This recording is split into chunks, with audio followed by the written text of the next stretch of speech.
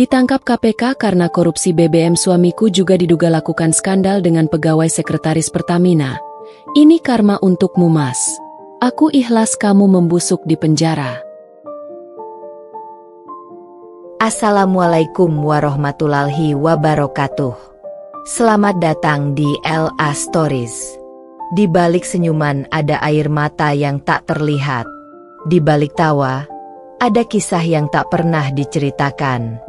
Ini adalah LA Stories, tempat di mana kisah nyata jadi pelajaran, dan luka hati jadi kekuatan. Setiap cerita di sini bukan sekadar drama, tapi potongan hidup yang bisa jadi cermin untuk kita semua. Siapkan hatimu, karena apa yang kamu dengar bisa mengubah cara pandangmu selamanya. Ini bukan sekadar cerita. Ini adalah kenyataan yang belum tentu sanggup kamu jalani. Aku, Rania, seorang istri yang selama bertahun-tahun hidup dalam kebohongan dan manipulasi dari suamiku, Fathir, seorang pejabat tinggi di Kementerian Energi. Di balik penampilannya yang agamis dan dermawan, ia adalah dalang korupsi BBM berskala nasional. Aku hidup dalam kemewahan yang semu, tak tahu bahwa semua itu hasil uang haram. Puncaknya, ia juga berselingkuh dengan sekretaris Pertamina, seorang wanita muda yang dipuja karena parasnya namun kejam dalam niatnya. Ketika KPK membekuknya, seluruh negeri gempar. Skandal, korupsi, pengkhianatan, dan aib rumah tangga kami jadi santapan publik. Tapi aku tidak lagi menangis. Ini karma. Aku ikhlas. Mas, kau layak membusuk dalam sel, diadili rakyat, dan ditelanjangi kebenaran. Dan aku akan bangkit. Dari puing-puing pengkhianatanmu, aku akan jadi wanita kuat dan bermartabat. Tulis komentar kalian tentang bab favorit dan momen paling menyentuh. Like kalau kalian juga percaya bahwa kebenaran akan selalu menang. Subscribe untuk cerita-cerita dramatis, penuh emosi, dan menyayat hati lainnya setiap minggu. Sebelum masuk ke ceritanya, jangan lupa absen dulu Bunda. Bunda semuanya dari daerah mana saja. Dan bagi yang sudah subscriber semoga rezekinya lancar. Sudah berapa lama aku tersenyum demi mempertahankan wajah keluarga? Sudah berapa tahun aku menelan getir dan pura-pura bahagia demi pria yang kupanggil suami? Namaku Rania, seorang perempuan biasa yang dulu menikah karena cinta dan kini bertahan karena tekanan. Sore itu, aku duduk sendiri di beranda rumah, menyaksikan matahari mulai turun perlahan ke ufuk barat. Udara terasa sesak meski angin berembus lembut. Tanganku menggenggam cangkir teh yang kini sudah dingin, seperti dinginnya hati suamiku yang selama ini mengabaikanku. Rumah kami megah, berdiri di kawasan elit, penuh marmer dan perabot mahal dari Italia. Tapi di dalamnya hampa, tak ada cinta, tak ada kehangatan, hanya kesunyian dan kemunafikan. Orang-orang menyangka hidupku sempurna. Istri pejabat tinggi yang sering tampil di acara sosial, ikut pengajian eksklusif ibu-ibu kementerian, dan berbaju rapi dengan perhiasan mengilap. Tapi siapa yang tahu apa yang terjadi di balik pintu rumahku? Fathir, suamiku, dulunya pria sederhana. Kami menikah ketika ia masih staf kementerian. Aku menyokongnya dari bawah, menghabiskan masa awal pernikahan dengan menghemat belanja harian dan menabung demi biaya pendidikan anak-anak. Tapi setelah kenaikan jabatan demi jabatan menghampirinya, Fathir berubah. Ia bukan lagi lelaki hangat yang dahulu mengusap rambutku sambil membacakan doa menjelang tidur. Ia berubah jadi monster berjas mahal dan jam tangan ratusan juta. Sikapnya dingin, bicaranya makin kasar, dan waktunya di rumah hanya untuk tidur. Aku tak lagi dianggap. Setiap kali aku menatap matanya, aku tahu ia menyembunyikan sesuatu. Ponselnya selalu disembunyikan, dikunci berlapis. Kalau ada notifikasi masuk, ia langsung mengambilnya, membaca dengan ekspresi was-was. Awalnya aku tak curiga, karena aku percaya. Tapi wanita mana yang bisa menahan kecurigaan jika suaminya pulang larut malam hampir setiap hari, memakai parfum berbeda setiap minggu, dan bahkan mulai memakai cincin berbeda di jari manisnya? Aku rapat malam ini, katanya datar. Rapat? Lagi? Mas, ini sudah 3 malam berturut-turut, kataku pelan, mencoba menyelipkan rasa rindu yang telah lama mengering. Ia menoleh tajam. Kamu jangan banyak tanya. Gak usah ikut campur urusan kantor. Kamu ngurus rumah aja. Hatiku mencelos. Ingin rasanya berteriak. Tapi aku memilih diam. Karena begitulah peran istri dalam kamus Fathir. Tunduk, diam, dan bersyukur. Lambat laun aku mulai mendengar desas-desus. Dari arisan, dari grup WhatsApp istri pejabat, dari desas-desus warung kopi yang entah bagaimana sampai ke telingaku. Bahwa Fathir punya kedekatan khusus dengan seorang sekretaris di Pertamina. Namanya Ayu, masih muda, cantik, licin.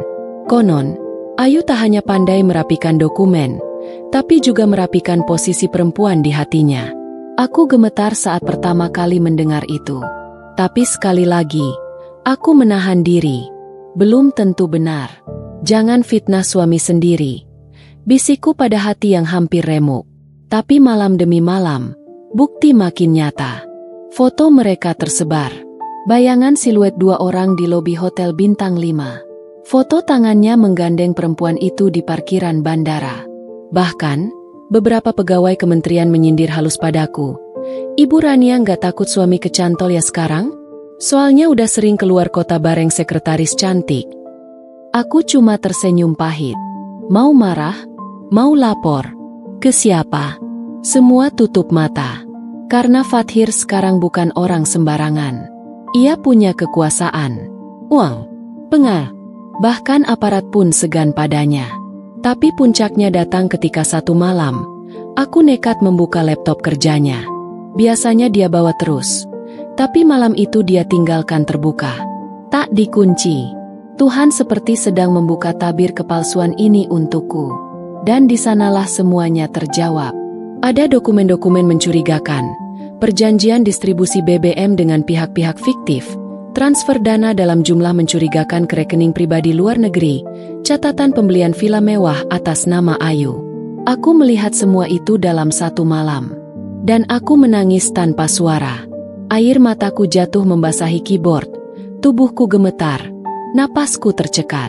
Rasanya seperti ditikam dari belakang oleh orang yang paling kupercaya. Paginya aku menatapnya dari seberang meja makan. Ia duduk tenang, membuka koran, mengaduk kopi sambil sesekali membalas pesan di ponsel. Aku ingin bertanya, ingin menjerit, tapi lidahku keluh. Aku harus ke kantor duluan. Jangan lupa sore ada acara dengan para istri menteri ya. Jangan malu-maluin, katanya dingin sambil berdiri. Dan aku hanya mengangguk. Dalam hati aku berkata, ya, Mas, aku akan datang. Tapi ini mungkin terakhir kalinya aku mendampingimu sebagai istri pejabat. Karena aku tahu, waktu untukmu sudah hampir habis. Dan benar saja, hari itu adalah awal kehancuran. Karena malam harinya, aku terbangun oleh suara ribut di depan rumah. Pak Fathir, Anda ditangkap atas dugaan tindak pidana korupsi dan pencucian uang proyek BBM nasional. Kami dari KPK. Dek, aku berdiri kaku. Jantungku berdentum keras. Di depan mataku, puluhan petugas berseragam hitam masuk ke rumah membawa surat penggeledahan. Kamera media sudah berkumpul. Wartawan berteriak. Lampu blitz menyilaukan. Dan di tengah kerumunan itu, kulihat suamiku, Fathir, pria yang pernah kucintai dengan seluruh jiwa ragaku, menunduk dalam borgol besi. Tak ada lagi topeng. Semua telah terbongkar. Dan aku berdiri di tangga atas rumah kami yang kini tak lagi megah di mataku, menatap ke bawah dengan dada sesak, air mata yang tak bisa dibendung lagi, dan hati yang perlahan mengikhlaskan. Ini awal kehancuran, Mas. Dan aku akan menyaksikanmu membusuk dalam kebusukan yang kamu tanam sendiri. Pagi itu seharusnya menjadi pagi seperti biasa. Tapi langit tampak labu bahkan sebelum hujan benar-benar turun. Matahari enggan menampakkan diri, seolah ikut malu menyinari rumah mewah yang dalam sekejap berubah menjadi tontonan nasional. Jam menunjukkan pukul 4.15 pagi. Baru saja aku selesai salat tahajud, Masih dengan mukena yang belum kulepas, ketika terdengar suara ribut dari depan rumah. Bukan suara biasa. Bukan suara motor lewat atau tukang koran mengantar edisi hari ini. Tapi suara mobil besar berhenti mendadak. Langkah kaki cepat-cepat, dan dentuman keras. Brak! Buka pintu. Kami dari Komisi Pemberantasan Korupsi. Suara itu membelah subuh dengan kekuatan seperti petir yang menyambar. Getaran suara itu menjalar ke sumsum tulang belakangku. Aku yang masih berdiri di sajadah langsung menengok ke arah jendela, mencoba memahami apa yang baru saja terjadi. Tak lama, suara teriakan dan gemuruh wartawan menyusul. Pak Fathir, Pak Fathir, benarkah Anda menerima suap 320 miliar dari proyek distribusi BBM di Papua dan Sumatera? Bagaimana dengan kabar hubungan gelap Anda dengan sekretaris dari Pertamina? Apakah itu ada kaitannya dengan aliran dana gratifikasi? Kilatan kamera berhamburan di luar pagar rumah. Aku tercekat. Nafasku berat. Langkahku tak terarah saat aku lari menuju balkon lantai 2. Dan di sanalah aku melihatnya. Pemandangan yang tak akan pernah kulupakan seumur hidupku. Rumah megah kami dikepung mobil hitam bertuliskan KPK, kendaraan penyidik, serta belasan wartawan dari berbagai media. Mikrofon saling berebut mendekat ke arah pintu pagar. Mikrofon-mikrofon yang dulu hanya kulihat di TV kini seolah mengepung hidupku. Dan di tengah itu semua, berdirilah Fathir. Tangan diborgol, kepala tertunduk, dikelilingi petugas bersenjata lengkap dan penyidik berseragam rompi hitam bertuliskan KPK. Aku hampir tak bisa mengenal wajahnya. Wajah laki-laki yang dulu begitu kukagumi, yang dulu berdiri gagah memelukku di depan para undangan saat ijab kabul, kini tampak lemah, kotor, dan kosong. Kumisnya tak terurus, matanya sayu dan panik. Bahkan ketika tatapan kami sempat bertemu di antara kerumunan, aku bisa lihat ia tidak mencari pengampunan. Ia hanya bingung, karena topengnya sudah terlepas dan ia tak siap ditelanjangi dunia. Aku turun dari lantai 2. Kakiku lemas. Langkahku gemetar. Tapi aku tahu, sebagai istri, aku harus menghadapi ini. Meski aku tahu, hatiku sudah tak lagi berdiri di sisinya. Tidak setelah melihat isi laptop itu semalam. Tidak setelah tahu semua yang terjadi selama bertahun-tahun hanyalah kebohongan. Bu Rania, Bu Rania, apakah ibu tahu soal dana haram yang diduga digunakan untuk membeli villa di Lombok dan Bali atas nama suami ibu? Bu Rania, bagaimana tanggapan ibu soal isu perselingkuhan suami ibu dengan Ayu, sekretaris direktur Pertamina? Apakah benar suami ibu memindahkan harta ke rekening ibu untuk menyamarkan jejak korupsi? Pertanyaan-pertanyaan itu menusuk seperti anak panah. Aku ingin menutup telinga, ingin kabur. Tapi kamera sudah menangkap wajahku. Suaraku harus terdengar. Bukan untuk membela suami, tapi untuk menyuarakan kebenaran. Aku berdiri di depan pintu. Pandanganku lurus ke kamera. Lalu aku berkata, saya tidak tahu apapun soal korupsi itu. Dan kalau benar dia melakukan semuanya, maka saya tidak akan membela. Saya ikhlas jika suami saya harus dihukum. Karena korupsi bukan hanya merusak negara, tapi juga menghancurkan hati dan kepercayaan keluarga. Suara wartawan makin ribut. Semua teriak. Semua histeris. Dan Fathir menatapku, dengan mata yang seolah berkata, kau hianati aku, Ran. Tapi tidak, Mas. Aku tidak menghianatimu. Kamulah yang mengkhianati aku, anak-anak kita, dan negeri ini. Tak lama kemudian, petugas menyodorkan surat penggeledahan. Rumah kami, yang penuh marmer dan lukisan mahal, digeledah seperti rumah pencuri. Ruang kerja Fathir disegel. Brankas dibongkar. Laptop disita. Semua perhiasan dan dokumen rekening bank diseret keluar. Bahkan ada 2 koper penuh uang tunai di bawah tempat tidur yang selama ini aku tidur bersama suamiku. Koper yang bahkan tidak pernah ku ketahui keberadaannya. Aku mematung. Mulutku membisu. Tapi dalam hati, aku terus berkata, inikah wajahmu yang asli, Mas? Ponselku berdering bertubi-tubi. Grup WhatsApp keluarga, grup arisan, bahkan tetangga kompleks. Semua mulai membicarakan kami. Ada yang simpati, ada yang mengejek, ada yang mencibir bahwa aku pasti tahu semuanya dan pura-pura suci. Tapi biarlah dunia menuduh apapun. Aku tahu siapa diriku. Dan malam itu, saat semuanya bubar, saat rumah kembali sunyi, tak ada Fathir, tak ada penyidik, tak ada wartawan. Aku duduk sendiri di ruang tamu yang kini penuh jejak sepatu aparat. Tanganku mengelus karpet Persia yang tak lagi mewah di mataku. Rumah ini, kini hanya bangkai dari keangkuhan. Kutatap foto keluarga di atas rak. Foto kami saat liburan di Eropa. Tersenyum, lengkap, penuh sandiwara. Kusentuh fotonya, lalu kuletakkan perlahan. Terima kasih sudah menunjukkan wajah aslimu, Mas. Aku akan mulai hidupku dari nol. Tapi kamu akan menjalani kehidupanmu di balik jeruji. Dan itu bukan kutukan dariku, tapi karma atas kejahatanmu sendiri. Suasana ruang sidang hari itu penuh sesak.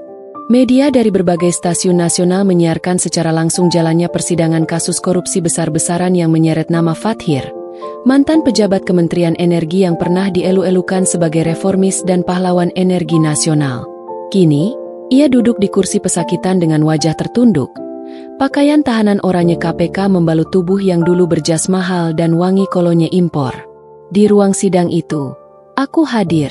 Duduk di bangku pengunjung paling belakang, mencoba menahan detak jantung yang berdegup begitu kencang.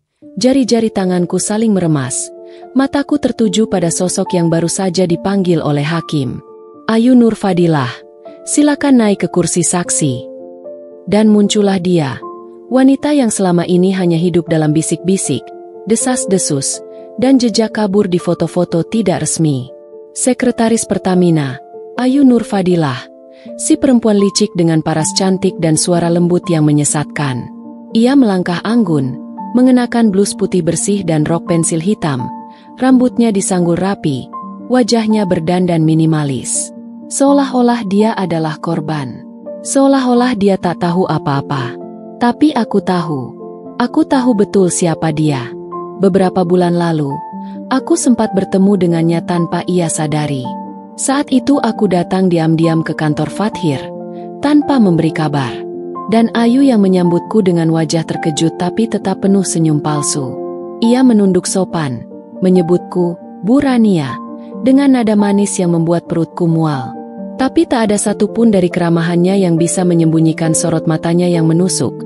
Mata perempuan yang tahu bahwa ia sudah merebut sesuatu yang bukan miliknya. Kini, di ruang sidang itu, Ayu duduk sebagai saksi kunci. Semua perhatian tertuju padanya. Jaksa menatapnya tajam, seolah siap mencabik setiap kebohongan dari bibirnya. Hakim bersandar dengan wajah penuh selidik. Dan Fathir menunduk dalam-dalam, bahkan tak berani memandangnya. Jaksa mulai bertanya, Saudari Ayu, Anda tercatat sebagai sekretaris pribadi Pak Fathir selama 3 tahun terakhir. Apakah Anda mengetahui adanya transaksi yang mencurigakan dari rekening kementerian yang masuk rekening pribadi Pak Fathir? Ayu menghela napas pelan. Matanya menatap kosong ke depan, lalu mengangguk. Saya tahu, Pak Jaksa. Bahkan, saya yang mengetikkan perintah transaksi tersebut. Karena beliau yang memerintahkan langsung. Riuh. Semua orang mendesah. Kamera bergetar. Wartawan sibuk mengetik cepat. Aku memejamkan mata. Ada rasa puas, tapi juga nyeri. Nyeri karena tahu, semua yang dulu kusebut suami, benar-benar pantas menerima semua ini. Tapi juga puas karena akhirnya, ada yang mau bersuara. Meskipun suara itu datang dari perempuan yang merebut rumah tanggaku. Apa hubungan pribadi Anda dengan terdakwa? Tanya jaksa lagi. Ayu terdiam sejenak. Suasana hening. Semua menunggu. Fathir mulai gelisah. Matanya menatap ke sekeliling. Keringat menetes di pelipisnya. Jantungku berdetak lebih cepat. Ini pertanyaan yang selama ini menghantuiku. Pertanyaan yang tak pernah bisa kujawab pasti. Karena Fathir selalu menutupinya. Tapi sekarang, di depan hukum, kebenaran harus muncul. Saya memiliki hubungan pribadi dengan terdakwa. Jawab Ayu akhirnya dengan suara pelan. Hubungan pribadi dalam bentuk apa? Desak jaksa. Hubungan intim. Kami menjalin relasi di luar pekerjaan. Kami sempat berencana menikah siri, kata Ayu, kali ini dengan nada lebih tenang. Dan detik itu juga, dunia dalam kepalaku ambruk. Mataku panas, tapi air mata tak jatuh. Karena aku tahu, ini adalah kenyataan yang selama ini berusaha ku tolak. Tapi sekarang, semuanya terang, terlalu terang, dan menyakitkan. Fathir menunduk makin dalam. Jaksa melanjutkan, apakah terdakwa pernah memberi Anda aset atau aliran dana hasil korupsi? Ayu menggigit bibir. Wajahnya mulai cemas. Ya, saya menerima uang 2,5 miliar untuk pembelian apartemen, dan sebuah mobil mewah yang didaftarkan atas nama adik saya. Sidang semakin panas. Keringat mengucur di mana-mana. Dan aku, yang duduk di kursi paling belakang, hanya menatap kosong ke depan. Semua yang pernah kutakuti, kini menjadi nyata. Semua yang pernah kusembunyikan dari anak-anakku, kini terpampang di layar televisi nasional. Tapi anehnya, aku tidak ingin berlari. Aku tidak ingin menangis histeris. Aku justru duduk dengan tegak. Karena di dalam hatiku, ada kekuatan yang mulai tumbuh. Sebuah kesadaran baru bahwa aku tidak akan membiarkan diriku hancur karena kebusukan dua manusia itu. Aku akan bangkit. Aku akan berdiri. Dan aku akan membersihkan nama baikku sendiri dari lumpur yang mereka cipratkan. Setelah Ayu turun dari kursi saksi, Fathir dipanggil ke depan. Ia berdiri lunglai, wajahnya penuh kekalahan. Hakim bertanya, benarkah semua yang dikatakan saksi? Dan untuk pertama kalinya, Fathir menatapku. Matanya mencari ampun, memelas. Tapi aku menatapnya dingin, tanpa satupun belas kasihan. Benar, Yang Mulia, jawab Fathir akhirnya. Dengan satu kalimat itu, topeng Fathir runtuh. Bukan hanya di mata publik, tapi juga di mata Tuhan, dan di hadapan seorang istri yang telah kau hianati habis-habisan. Setelah hari itu, wajahku mulai menghiasi layar televisi. Bukan sebagai tersangka, bukan pula sebagai korban pasif, tapi sebagai satu-satunya orang yang masih berdiri tegak di antara reruntuhan nama besar Fathir yang kini jadi bulan-bulanan publik. Setiap media mengejarku, meminta pernyataan, seolah-olah akulah kunci dari semua teka-teki kebusukan yang telah tercium sejak lama tapi selalu tertutup oleh kekuasaan dan pencitraan. Apa ibu benar-benar tidak tahu soal korupsi itu, Bu Rania? Apakah ibu akan tetap mendampingi suami ibu menghadapi proses hukum ini? Bagaimana dengan pernikahan ibu? Akankah ibu bertahan? Pertanyaan-pertanyaan itu memburuku bahkan ketika aku hanya ingin keluar sebentar membeli susu untuk anakku. Tak ada ruang lagi untuk diam. Tak ada waktu untuk sembunyi. Dan aku sadar, diamku selama ini adalah ketololan. Kebisuanku hanya melanggengkan penindasan. Cinta, jika tak lagi berbalas, jika hanya membuat seseorang dilindas, sudah bukan cinta lagi. Itu rantai. Dan aku bukan budak siapapun. Hari itu aku menerima undangan untuk hadir dalam forum publik yang diadakan oleh Lembaga Perempuan Anti Korupsi. Bukan hanya karena mereka ingin menyuarakan sisi perempuan dalam lingkaran kejahatan negara, tapi karena mereka tahu, aku menyimpan luka, dan dari luka itu lahir kekuatan yang layak didengar dunia. Aku hadir, dengan kepala tegak, mengenakan kebaya abu-abu sederhana dan jilbab hitam. Bukan untuk menarik simpati, tapi sebagai simbol kedukaan yang tak lagi ingin disembunyikan. Di ruangan luas itu, dipenuhi kamera, mikrofon, dan mata-mata yang menatap penuh harap, aku berdiri di podium. Hari ini, saya tidak berbicara sebagai istri seorang pejabat. Saya tidak berbicara sebagai mantan, nyonya besar, yang hidup dari kemewahan. Saya berbicara sebagai seorang perempuan, sebagai ibu, sebagai manusia, yang selama ini dibungkam oleh sistem, dijinakan oleh cinta yang salah arah, dan dihancurkan oleh pengkhianatan. Ruangan hening. Setiap mata menatapku, seolah menunggu letusan yang selama ini terkurung dalam dadaku. Selama 15 tahun saya hidup dalam ilusi. Saya percaya bahwa pengabdian saya sebagai istri cukup untuk menjaga kehormatan keluarga. Tapi saya salah. Karena kehormatan sejati bukan datang dari diam dan pura-pura tak tahu, tapi dari keberanian untuk bicara saat kebenaran diinjak-injak. Tanganku sedikit gemetar, tapi suaraku makin mantap. Saya tidak tahu bagaimana suami saya bisa berubah, tapi perubahan itu bukan terjadi dalam sehari. Dia membangun kebusukan itu pelan-pelan, dengan penuh perhitungan. Dan saya bodoh karena membiarkannya. Karena berpikir, itu urusan kerjaan. Dia pasti tahu batasnya.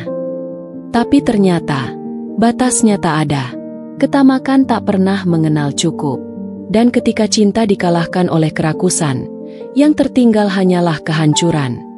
Beberapa orang di kursi depan mulai menunduk. Matanya berkaca-kaca. Saya tahu, banyak perempuan di luar sana yang hidup dalam situasi yang sama. Diam demi anak. Diam demi nama baik. Diam karena takut dihakimi. Tapi hari ini saya ingin berkata, cukup sudah. Jangan biarkan rasa malu mengubur kebenaran. Jangan biarkan aib suami kita membuat kita ikut membusuk bersama mereka. Aku berhenti sejenak. Suasana ruangan sunyi. Hanya suara nafasku sendiri yang terdengar. Lalu aku menghela napas panjang, menatap kamera yang sedang siaran langsung, dan berkata dengan tegas, "Fathir, kalau kau mendengar ini dari dalam selmu, dengarlah baik-baik. Aku tidak menyesal menikah denganmu, tapi aku juga tidak menyesal meninggalkanmu. Karena kau sudah meninggalkan aku terlebih dulu, bahkan jauh sebelum tubuhmu keluar dari rumah ini." Aku menatap lurus ke kamera. Kau bukan hanya mengkhianatiku, kau mengkhianati negara ini. Kau menyelewengkan dana yang seharusnya untuk rakyat. Kau tidur dengan wanita yang tidak lebih dari cermin kerakusanmu sendiri. Dan ketika semua ini terbongkar, kau bahkan tak berani mengangkat kepala. Kau pengecut, Mas. Dan aku ikhlas melihatmu membusuk di penjara. Itu bukan kutukan. Itu keadilan. Tepuk tangan bergemuruh. Para hadirin berdiri. Kamera menyorotku dari berbagai arah. Tapi aku tetap berdiri di podium, tak sedikit pun tersenyum. Karena ini bukan kemenangan. Ini pembebasan. Aku bukan lagi perempuan yang hidup dalam bayang-bayang. Aku adalah suara dari perempuan yang selama ini dipaksa diam. Setelah acara, banyak yang mendekatiku. Jurnalis, aktivis, ibu rumah tangga, mahasiswi, bahkan duda tua yang menyeka air mata. Semua mengatakan hal yang sama. Terima kasih sudah berani bicara. Dan malam itu, untuk pertama kalinya setelah berbulan-bulan hidup dalam badai, aku tidur dengan nyenyak. Tanpa tangisan, tanpa mimpi buruk. Karena akhirnya, aku menjadi diriku sendiri. Bukan istri siapapun. Bukan bayang-bayang siapapun. Hanya Rania. Seorang ibu. Seorang perempuan. Seorang manusia yang menolak untuk dibungkam lagi. Rumah kami yang dulu selalu terang dan penuh canda tawa palsu kini seperti kuburan yang nyaris ditinggalkan. Setelah penggeledahan dari KPK yang menyisakan berkas-berkas berserakan, dinding retak, dan kaca jendela yang dibungkus garis polisi, aku menatap sekeliling dengan hati yang dingin. Dulu aku mencintai rumah ini. Setiap sudutnya aku hias dengan tanganku sendiri.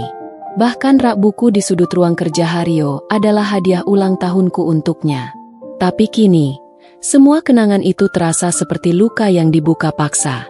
Keesokan paginya, aku didatangi 2 orang penyidik KPK. Mereka meminta bantuanku untuk membuka beberapa berkas Haryo yang kemungkinan berisi data penyaluran fiktif BBM subsidi. Aku tak tahu bagaimana wajahku terlihat saat itu. Antara marah, jijik, atau pasrah. Tapi yang pasti aku tak lagi berusaha menutupi siapa Haryo sebenarnya. Aku ikut membuka laci kerja suamiku. Di antara tumpukan dokumen dan laporan keuangan perusahaan, aku menemukan sesuatu yang membuatku seolah ditampar keras. Sebuah foto. Haryo dengan seorang wanita muda. Bukan hanya berdua, tapi berpelukan intim di sebuah kamar hotel. Namanya tertulis di belakang foto. Dian Puspitasari, Sekretaris Direktur BBM Pertamina. Hatiku mencelos. Jadi bukan hanya uang rakyat yang dia rampok, tapi juga kesetiaan rumah tangga ini. Kepalaku panas. Tanganku gemetar. Tapi aku menahan air mata.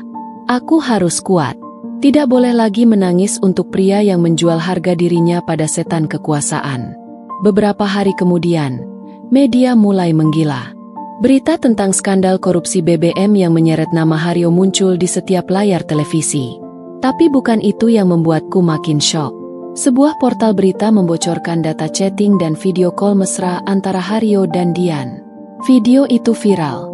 Netizen menyerbu kolom komentar dengan cemoohan, meme, dan kalimat-kalimat makian. Ini bukan cuma korupsi uang, tapi juga korupsi moral. Sekretaris rasa simpanan elit. Fix, pejabat mesum dan maling, cocok membusuk di Nusa Kambangan. Keluarga Haryo mulai panik. Mereka mencoba menghubungiku, meminta bantuanku sebagai istri sah untuk membuat pernyataan bahwa tuduhan itu tidak benar. Tapi aku menolak. Aku sudah terlalu sering menjadi perisai atas dosa-dosa yang tidak kulakukan. Ibunya Haryo bahkan sempat datang ke rumah, membawa air mata palsunya, memohon agar aku membantu anaknya. Alia, tolonglah, kamu istrinya. Masa kamu tega lihat Haryo dibantai media begini? Aku menatap matanya dalam-dalam. Bu, saya tega karena saya bukan lagi boneka keluarga kalian. Untuk pertama kalinya, aku melawan dengan suara yang tak lagi bergetar. Hari demi hari, wajah Haryo muncul di berita televisi dengan rompi oranye khas tahanan KPK. Aku menonton tanpa berkedip, tanpa perasaan. Jika dulu aku selalu khawatir saat dia terlambat pulang kerja, kini aku justru merasa tenang saat tahu dia tidak akan pulang lagi ke rumah ini. Aku melihat cuplikan Haryo ditanya awak media. Pak Haryo, benar Anda menerima fee dari distribusi BBM fiktif dan skandal dengan sekretaris Pertamina? Dia diam, muka pucat, mata sayu, wajah kalah. Tak ada lagi senyum congkak yang dulu dia pamerkan saat pulang membawa mobil baru. Aku membisik dalam hati saat melihat wajahnya di layar. Itu wajah seorang pria yang selama ini menelanjangiku dengan pengkhianatan. Kini, dunia yang menelanjangimu. Selamat datang di Karma. Malam harinya, aku duduk di ruang tamu sambil menulis surat pengunduran diriku dari jabatan di yayasan sosial milik keluarga Haryo. Aku tak mau ada nama mereka menempel pada hidupku lagi. Aku akan memulai dari nol, meski berat. Tapi lebih baik hidup miskin dengan harga diri, daripada bergelimang uang hasil kotor dan penuh pengkhianatan. Saat aku keluar rumah pagi itu untuk mengantar surat itu langsung, tetangga-tetangga menatapku. Beberapa dengan kasihan, sebagian lagi dengan rasa penasaran. Tapi aku berjalan tegak, karena aku tahu, kebenaran itu tak pernah mati. Ia hanya menunggu waktu untuk menghancurkan siapapun yang berani menyembunyikannya. Dan kini waktunya sudah tiba. Namaku Naila. Aku bukan siapa-siapa bagi publik, tapi aku adalah orang yang paling tahu borok suamiku, Haryo, jauh sebelum berita korupsi dan skandalnya mencuat ke permukaan. Aku menyimpan semuanya dalam diam, bertahun-tahun, demi anak-anak, demi kehormatan keluarga, dan demi cinta yang naif. Tapi ketika topengnya satu persatu jatuh, aku sadar, aku telah bertahan untuk seorang penipu, perusak moral, bahkan manusia tanpa hati. Pagi itu, aku menerima panggilan dari penyidik KPK. Suara di ujung sana terdengar tegas namun sopan.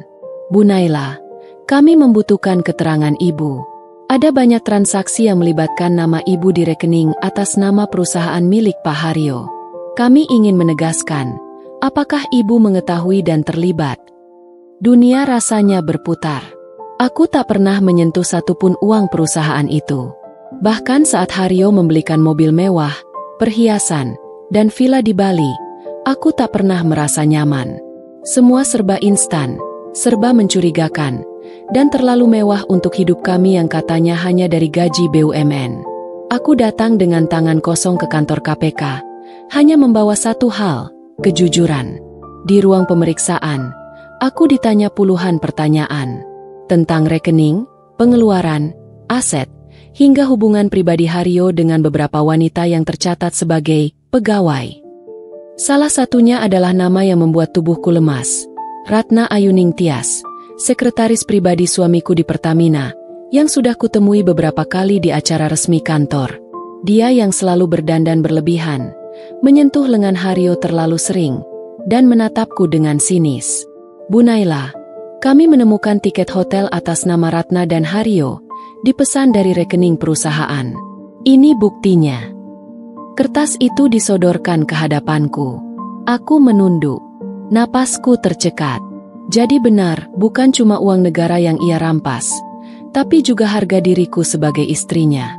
Aku menatap penyidik itu dan akhirnya membuka mulut, jujur dan tanpa ditahan. Saya tahu ada yang tidak beres. Pak, saya pernah temukan bukti chatting. Saya pernah lihat slip transfer pribadi ke rekening wanita itu. Tapi saya bodoh. Saya diam. Saya takut dianggap istri durhaka. Saya hanya ingin rumah tangga saya utuh. Aku menangis. Tangis yang selama bertahun-tahun ku bendung. Bukan hanya karena pengkhianatan, tapi juga karena kebodohanku sendiri. Namun yang paling menyakitkan bukanlah pengakuanku, melainkan saat aku keluar dari ruang pemeriksaan dan melihat wajah Ratna duduk di kursi tunggu, memakai masker hitam, kacamata gelap, tapi aku tahu betul matanya menatapku tajam. Dia tersenyum. Senyum puas, sinis, sekilas seperti berkata, "Aku menang." Tapi dia salah. Ini bukan tentang siapa menang atau kalah. Ini tentang karma yang akhirnya datang menagih utangnya. Malam itu aku pulang dalam keadaan lunglai. Namun setibanya di rumah, aku dikejutkan oleh kedatangan seorang pria tua, berjubah putih, dengan mata yang tampak teduh namun penuh kewaspadaan. Bu Naila. Iya, Pak. Maaf, siapa ya? Saya Ustaz Mahfudz, teman lama ayah Bu Naila. Saya datang karena mimpi saya 3 malam berturut-turut tentang Bu Naila dan suami ibu. Ini bukan mimpi biasa, Bu. Ini mungkin peringatan. Aku terdiam. Apalagi ini? Beliau lantas menyerahkan sebuah surat usang, tertulis tangan, yang katanya ditulis almarhum ayahku. Saat kubuka, isinya membuat tubuhku gemetar. Jika suatu hari kau melihat kebenaran, maka tegakkan. Jika kau dikhianati, jangan diam. Dan jika kau tahu suamimu kelak akan menghancurkan kehormatanmu, maka berdirilah sendiri dan buat dia berlutut dengan kebenaran yang kau pegang. Jangan pernah takut jadi wanita yang sendiri, karena lebih baik sendiri daripada hidup dengan kebohongan. Ayah, bahkan dari alam sana, kau tahu luka anak perempuanmu. Hatiku hancur. Tapi dari kehancuran inilah kekuatan itu mulai tumbuh. Aku tak akan diam lagi. Aku akan buka semua yang dia tutupi. Bahkan jika harus kulawan mafia minyak, jaringan penguasa, dan suamiku sendiri. Pagi itu hujan turun deras. Langit seakan menangisi kebusukan yang selama ini ditutupi rapat oleh Haryo dan kroninya. Aku duduk di ruang keluarga, dengan secangkir teh yang tak lagi hangat. Televisi menyala tanpa suara, hanya menampilkan siaran ulang dari Kompers KPK semalam. Wajah Haryo, dengan rompi oranye khas tahanan KPK, berdiri lesu dan pucat di tengah kerumunan awak media. Tapi bukan itu yang membuatku menggigil pagi ini, melainkan berita lanjutan. Skandal seksual antara suamiku dan seorang pegawai sekretaris dari Pertamina kini terungkap ke publik. Namanya Nindya Saraswati. Usianya jauh lebih muda dari Haryo, masih sekitar pertengahan 20-an. Wajahnya tirus, putih bersih, rambut panjang dengan penampilan yang selalu sempurna di setiap kemunculannya di media sosial. Dia dulunya hanya staf biasa di bagian administrasi internal, namun entah bagaimana bisa naik jabatan begitu cepat menjadi sekretaris pribadi salah satu direktur utama, dan kemudian sering terlihat mendampingi Haryo dalam beberapa proyek kemitraan antara kementerian dan BUMN. Aku yang tadinya hanya menebak-nebak, sekarang dihadapkan langsung pada bukti-bukti konkret. Salah satunya adalah rekaman CCTV dari Hotel Bintang 5 di Jakarta, tempat mereka sering bertemu secara rahasia. Rekaman itu bocor ke media, dan publik pun murka. Netizen menghujat, membongkar jejak digital Nindya, dan tentu saja, Haryo pun makin dicaci. Namun yang lebih menyakitkan bagiku bukan hanya soal perselingkuhan itu. Tapi fakta bahwa uang yang mereka pakai untuk menikmati hidup mewah dan petualangan liar itu ternyata berasal dari hasil markup anggaran distribusi BBM subsidi ke wilayah timur Indonesia. Mereka menggunakannya untuk membayar villa di Bali, menyewa yacht di Batam, dan bahkan untuk membeli apartemen di Singapura. Semua itu dari uang rakyat. Mas, jadi semua ini bukan hanya soal pengkhianatan pada rumah tangga, tapi juga pada bangsa. Batinku lirih menatap foto pernikahan kami yang masih tergantung di dinding. Aku ingat satu malam, sekitar 4 bulan lalu. Haryo pulang larut, dengan wajah lelah tapi bibirnya masih menyisakan senyum. Ada proyek besar yang akan mengubah peta energi nasional, katanya dengan bangga. Tapi kini aku sadar, yang dia ubah bukan peta energi, tapi peta kebusukan moralnya sendiri. Dan semakin aku mencari, semakin banyak bukti kebusukan yang menyeruak ke permukaan. Transfer jutaan rupiah ke rekening pribadi Nindya, catatan hotel, tiket pesawat, hingga akses kendaraan dinas kementerian yang dipakai untuk keperluan pribadi mereka berdua. Bahkan asisten pribadi Haryo sempat bersaksi bahwa Nindya pernah menggunakan mobil dinas untuk menjemput barang mewah dari butik-butik di Plaza Indonesia. Busuk, jijik, tak ada lagi kata yang bisa menggambarkan rasa muakku. Sementara itu, KPK mulai mendalami keterlibatan pihak-pihak lain. 2 nama pejabat Pertamina telah dipanggil sebagai saksi. Bahkan kabarnya, jaksa penyidik sudah mengantongi indikasi adanya gratifikasi dan pencucian uang lewat perusahaan cangkang milik Haryo dan Nindya di luar negeri. Aku hanya bisa menggeleng, antara marah dan tidak percaya. Tapi yang paling membuatku merasa hancur adalah saat melihat rekaman percakapan antara Haryo dan Nindya yang secara diam-diam disadap oleh KPK. Haryo menyebutku sebagai beban di rumah dan istri yang hanya pintar menghabiskan uang. Di situ aku ingin menjerit, menangis, tapi air mataku sudah habis. Hatiku sudah kering. Tak ada lagi ruang untuk berharap dari laki-laki itu. Dan yang lebih ironis lagi, selama ini aku yang selalu dia rendahkan di depan keluarganya.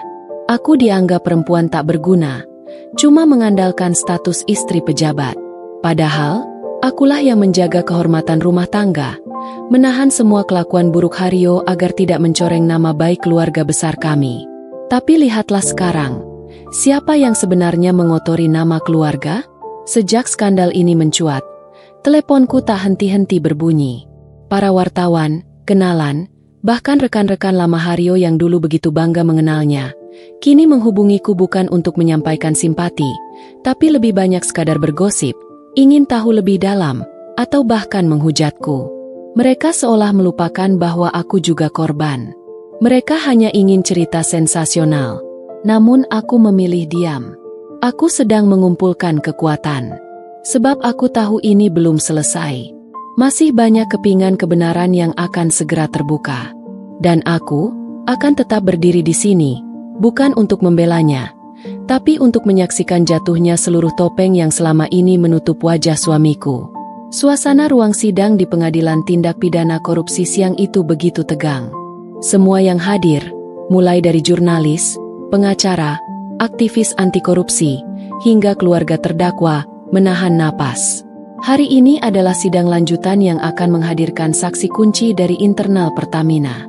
Dan kabarnya, wanita itu, sekretaris yang selama ini disinyalir memiliki kedekatan gelap dengan Haryo, akan duduk di kursi saksi. Aku datang sendiri, tanpa pengacara, tanpa pendamping, hanya membawa setumpuk keberanian dan luka yang masih berdarah. Aku duduk di deretan bangku penonton paling depan, bersisian dengan para pewarta, menatap lurus ke arah depan ruang sidang. Mataku hanya tertuju pada satu sosok, wanita bernama Dina Prameswari. Dina masuk dengan langkah pelan, tubuhnya terlihat sedikit gemetar. Rambutnya yang hitam legam tertata rapi dalam sanggul profesional, namun tak bisa menyembunyikan wajah pucat yang dihiasi kantung mata akibat tekanan dan ketakutan. Dia mengenakan blus putih dan rok pensil hitam, gaya khas sekretaris eksekutif, namun aura kepercayaan dirinya sudah menguap. Kini dia tak lagi tampil sebagai wanita anggun yang dulu menari-nari di ruangan kantor Haryo. Kini, dia cuma saksi kasus korupsi besar-besaran yang akan menyeret banyak kepala. "Silakan duduk, saudari saksi," ujar hakim. Dina duduk, Dan begitu suara jaksa mulai mengajukan pertanyaan, ruang sidang seperti membeku. Benarkah saudari mengetahui transaksi ilegal antara terdakwa dan beberapa vendor pengadaan BBM subsidi di jalur distribusi wilayah Sumatera Selatan? Tanya jaksa. Dina menelan ludah. Tangannya gemetar. Iya, saya tahu. Satu napas panjang terhembus dari seluruh ruangan. Semua mulai menulis, merekam, mengambil gambar. Media langsung meledak. Saudari juga disebut memiliki hubungan pribadi dengan terdakwa. Apa benar? Lanjut jaksa. Suaranya tetap tenang namun menusuk tajam. Mata Dina melirik ke arahku. Sejenak, tatapan kami bertemu. Ada rasa bersalah yang tak bisa dia tutupi. Lalu dia menunduk. Benar, kami memiliki hubungan pribadi selama hampir 2 tahun. Hatiku seperti diremukan dalam sekali genggam. 2 tahun. Bahkan saat aku sedang mengandung anak kami yang kedua, saat aku dirawat karena kehamilan berisiko tinggi, suamiku bermain cinta dengan bawahannya sendiri. Bahkan saat aku tidur sendirian di rumah, dia mungkin sedang menyentuh wanita itu di hotel-hotel dinas. Aku memejamkan mata. Aku tak ingin menangis. Aku tak ingin air mataku jatuh untuk pria sehina itu. Jaksa kembali bertanya, apakah saudari pernah ikut serta dalam transaksi keuangan atau mengetahui pencucian uang dari proyek-proyek fiktif tersebut? Dina mengangguk perlahan. Saya yang mencatat semua. Saya menyiapkan dokumen palsu dan mengatur jadwal pertemuan dengan pihak vendor. Bahkan, saya pernah membawa koper berisi uang tunai dari kantor ke rumah terdakwa, atas permintaannya. Seluruh ruangan geger. Hakim memerintahkan ketertiban. Namun hening yang menyusul begitu mencekam. Aku bisa merasakan denyut nadiku semakin cepat. Nafasku berat. Kupingku seperti berdengung. Tapi satu sisi hatiku merasa, akhirnya kebenaran terungkap. Dina berbicara lebih lanjut, membuka semuanya. Rekening atas nama fiktif, pembayaran dari vendor yang disamarkan sebagai jasa konsultan. Dan bahkan apartemen mewah yang disewa atas nama dirinya namun dibayar dengan dana yang diduga berasal dari penggelapan anggaran BBM. Dan di saat yang sama, publik mulai berbalik arah. Jika sebelumnya hanya Haryo yang jadi sorotan, kini semua mata tertuju pada Dina juga. Hashtag baru membanjiri media sosial. Sekretaris skandal memuntuk wanita korupsi bukan cinta. Beberapa hari setelah sidang, Dina resmi ditetapkan sebagai tersangka. Haryo, dari balik jeruji besi, disebut marah dan merasa dikhianati. Namun itu semua hanya serpihan dari kehancuran yang mereka buat sendiri. Sedangkan aku berdiri di tengah reruntuhan hidupku dengan kepala tegak. Aku pernah dicurangi, dihancurkan, dan diludahi oleh pria yang aku panggil suami. Tapi sekarang, mereka yang berdiri di hadapan hukum dan publik, telanjang dengan semua borok dan kebusukan mereka. Dan di antara semua itu, aku tak butuh balas dendam. Aku hanya butuh satu hal, keadilan. Dan hari ini, satu demi satu, keadilan itu mulai aku petik. Seperti menanam pohon kebenaran yang selama ini mereka coba cabut dari akarnya. Gedung Pengadilan Tindak Pidana Korupsi tampak lebih sibuk dari biasanya pagi itu. Awak media dari berbagai stasiun televisi, jurnalis investigasi, hingga aktivis anti korupsi memadati halaman depan, berharap bisa mendapatkan tempat untuk menyaksikan sidang perdana Haryo Setiawan, mantan Direktur Jenderal Migas yang kini berubah status menjadi terdakwa kasus mega korupsi BBM subsidi dan gratifikasi jabatan. Tak hanya soal penyalahgunaan wewenang, namun skandal asusila dan aliran dana yang menyeret banyak nama, terutama pegawai cantik Sekretaris Pertamina yang dulu hanya dianggap remeh dalam struktur kementerian. Aku datang pagi-pagi, mengenakan kerudung abu gelap dan pakaian serba hitam. Aku bukan lagi istri pejabat yang penuh glamor, melainkan saksi hidup dari kehancuran seorang pria yang selama ini hanya mementingkan citra dan kekuasaan. Banyak mata melirikku, sebagian kasihan, sebagian tak bisa menyembunyikan rasa puas mereka. Aku menatap mereka tenang. Aku tahu, hari ini adalah awal dari pengadilan dunia untuk semua luka dan pengkhianatan yang selama ini kusembunyikan rapat-rapat. Sidang dimulai tepat pukul 9 pagi. Haryo digiring masuk dalam rompi tahanan KPK warna oranye. Wajahnya tertunduk, Rambutnya mulai memutih di sisi-sisi pelipis. Matanya sesekali melirik ke arah ruang penonton. Dan aku tahu, ia melihatku. Tapi aku hanya menatapnya tanpa emosi, tanpa getar sedikit pun. Hatinya mungkin remuk, tapi itu bukan urusanku lagi. Ia sudah meremukkan hatiku jauh sebelum hukum meremukkannya hari ini. Jaksa membacakan dakwaan satu persatu, dari gratifikasi proyek-proyek BBM fiktif, markup harga distribusi, manipulasi data kuota BBM di daerah terpencil, hingga pembukaan rekening-rekening rahasia atas nama perempuan-perempuan yang disebut mitra strategis kementerian. Dan salah satu nama yang muncul adalah wanita muda bernama Riri Anggraeni, sekretaris pribadi yang belakangan diketahui memiliki rumah mewah di kawasan elit Jakarta Selatan, dibeli secara tunai dengan transfer dari rekening offshore milik perusahaan Shell yang tak terdaftar resmi di dalam negeri. Suasana ruang sidang seketika hening saat jaksa menunjukkan bukti-bukti digital, rekaman percakapan antara Haryo dan Riri, isi pesan WhatsApp, serta transaksi transfer bank yang dilakukan saat Haryo berada di luar negeri untuk kunjungan kerja. Beberapa staf kementerian yang menjadi saksi pun memberi testimoni mengejutkan. Haryo memerintahkan mereka untuk mengubah laporan operasional, bahkan memaksa beberapa di antaranya menandatangani dokumen kosong yang kemudian diisi angka-angka manipulatif oleh tim dalamannya. Aku menyaksikan semuanya tanpa berkedip. Hatiku bukan hanya sakit, tetapi terasa seperti diremas. Tapi kali ini bukan karena cinta, melainkan karena betapa dalamnya kebusukan yang pernah kutiduri tiap malam. Di luar ruang sidang, media berebut wawancara dengan para kuasa hukum, para jaksa, dan bahkan aku.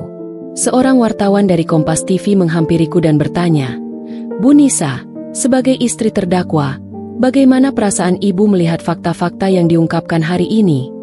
Aku menatap kamera dan berkata dengan lantang, "Saya bukan lagi istrinya. Saya adalah warga negara yang juga merasa dikhianati. Oleh negara, oleh hukum, dan oleh lelaki yang pernah saya percaya sepenuh jiwa. Hari ini saya ingin menonton bagaimana kebenaran dilucuti satu demi satu. Dan semoga hukum masih berpihak pada keadilan, bukan kekuasaan."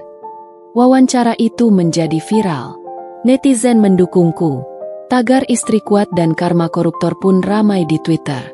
Banyak perempuan yang mengirimkan pesan pribadi kepadaku, mengatakan bahwa mereka juga sedang dalam hubungan penuh kebohongan, dan keberanianku memberi mereka semangat. Haryo hanya bisa menunduk lesu ketika hakim memutuskan untuk menunda sidang dan memanggil saksi-saksi kunci dari internal Pertamina dan anak perusahaannya. Tapi yang lebih mengejutkan, Riri, wanita muda yang selama ini sembunyi di balik jubah pegawai rendah, akhirnya mengajukan diri sebagai justice kolaborator. Ia bersedia membuka semua kebusukan, termasuk keterlibatan pejabat lain dalam lingkaran mafia migas. Dan kabarnya, nama-nama besar akan segera muncul dalam sidang-sidang lanjutan. Aku pulang dengan tenang sore itu. Di atas taksi online sederhana, kutatap langit Jakarta yang mulai mendung. Karma telah berjalan. Dan ini baru permulaan dari banyak wajah topeng yang akan jatuh satu persatu. Namanya Meirani Putri Anggraeni. Usianya masih 29 tahun, cantik, pintar, dan dulu sempat menjadi bahan gosip di kalangan internal Pertamina karena gaya hidupnya yang terlalu mewah untuk ukuran seorang sekretaris. Sepatu-sepatunya bermerek, tasnya dari Paris, dan mobil yang diantarnya setiap pagi adalah mobil sport merah yang tidak cocok diparkir di garasi pegawai biasa. Tapi saat itu semua orang memilih diam, karena mereka tahu, Meirani memiliki pelindung kuat di belakangnya. Dan kini, semua mulai tahu siapa orang itu. Ya, Haryo. Namaku tertulis di daftar saksi tambahan pada hari ke-10 sidang pra-peradilan suamiku. Meski tak punya informasi teknis seperti para auditor BPK atau penyidik internal, aku diundang sebagai istri sah, seseorang yang bisa memberikan potret rumah tangga dan keuangan pribadi Haryo. Namun kejutan besar datang bukan dari kesaksianku, melainkan dari pintu masuk ruang sidang saat Meirani melangkah masuk dengan kemeja putih sederhana dan wajah tanpa riasan berlebihan. Aku duduk di kursi belakang ruang sidang. Dadaku berdebar. Meirani tampak gugup, tetapi sorot matanya menunjukkan bahwa dia datang bukan untuk membela, melainkan mengungkap. Di tangan kanannya, ia menggenggam map tebal. Dan disinilah segalanya mulai terurai. Apa Anda pernah menerima uang dari terdakwa Haryo Wibowo? Tanya jaksa penuntut. Meirani menunduk sesaat, menarik napas dalam, lalu menjawab.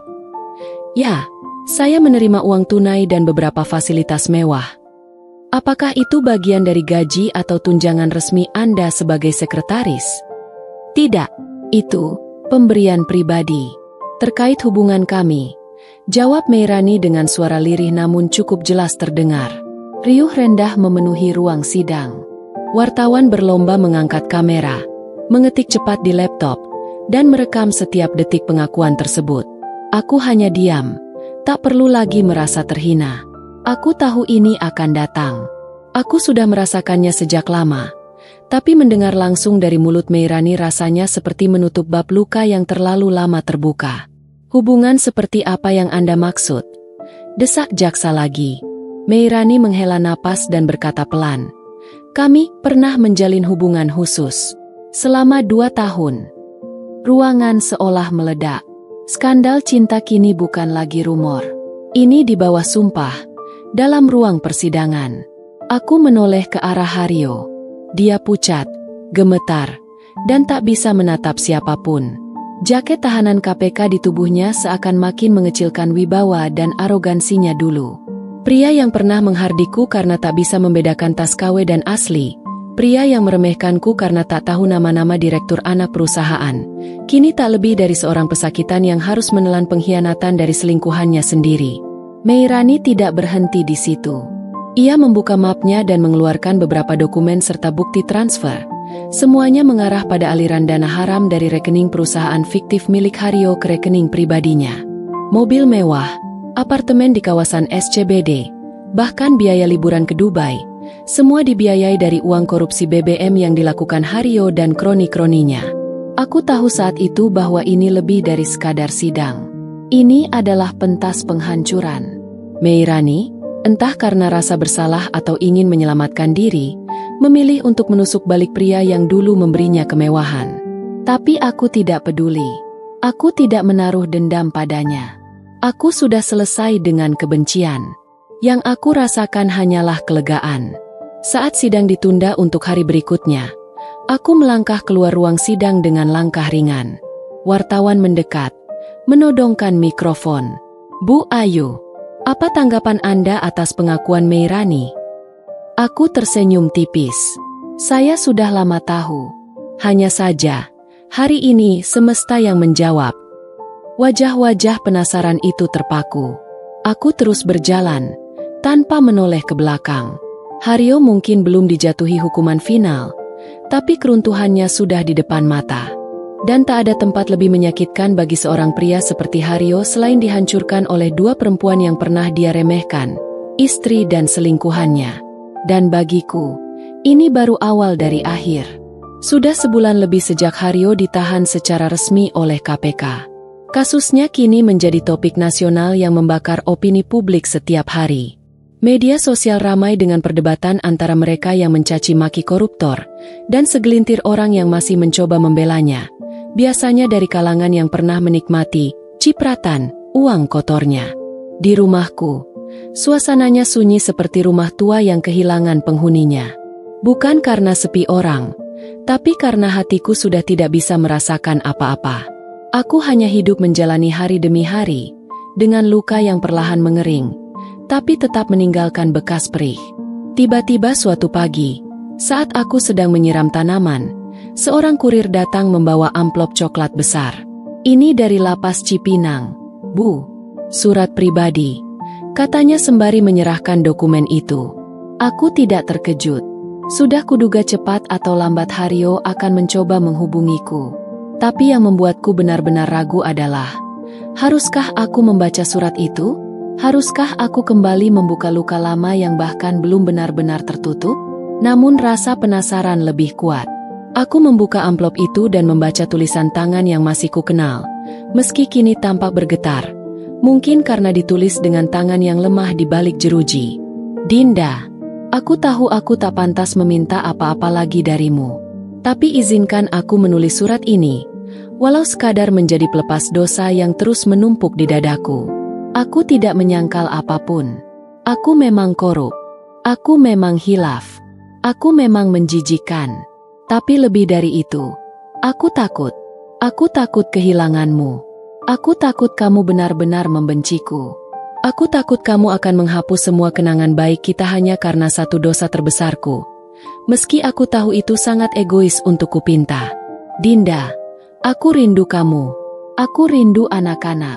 Aku rindu rumah kita. Jangan biarkan anak-anak tumbuh membenciku. Meski aku tak pantas disebut ayah. Aku di sini sendiri. Dingin, gelap, dan untuk pertama kalinya dalam hidupku, aku benar-benar merasa miskin. Maaf, Haryo. Tanganku gemetar saat menurunkan surat itu. Bukan karena hatiku tersentuh, tapi karena amarah yang selama ini sudah kutahan kembali naik ke permukaan.